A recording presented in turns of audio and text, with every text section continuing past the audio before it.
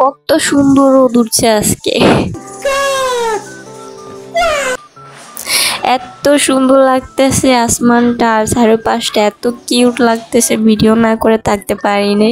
এখানে গাছগুলো অনেক সুন্দর সুন্দর লাগতেছে, আমলা গাছ আছে, আম গাছ আছে, এখানে একটা আছে আমলকি গাছ। চলেন আমি আমলকি পারবো আজকে, রোদের ভিতরে আমলকি খাইতে অনেকই ভালো লাগবে। এই যে কত সুন্দর দেখতে, ভালো লাগতেছে আমলকিগুলা। পড়ে গেছে, একটা কাজও ঠিক করতে পারি না, কত সুন্দর গাছগুলো দেখাচ্ছে।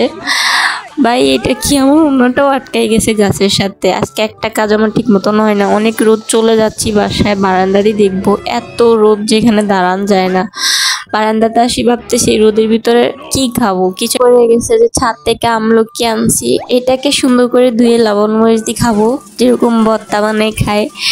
যেহেতু অনেক রোদ পড়তেছে, অনেক ভালো লাগবে রোদের ভিতরে এই আমলকির ভর্তাটা। তো চলো আমি ধুয়ে নিছি, এটাকে এখন ছোট ছোট করে পিস করব।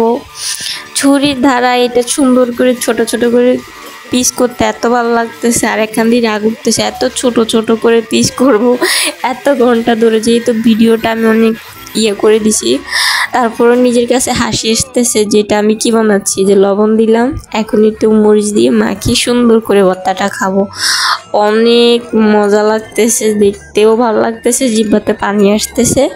আমি এটা ভর্তাটা এখন একলা একলা খাবো, আমার পাশে কেউ নেই, আমি খাই একা, কেউ নাই। যেহেতু ভর্তা তেমনটা ভালো লাগে রোদের ভিতরে, অনেক টক। যাই হোক, ভর্তা আমার অনেক পছন্দ, আর এমনি তো আমার সর্দি, আমলকি ভর্তাটা অনেক ভালো লাগছে। আমার ভর্তা বানানো শেষ, আজকের ভিডিও এই পর্যন্ত, আল্লাহ হাফেজ।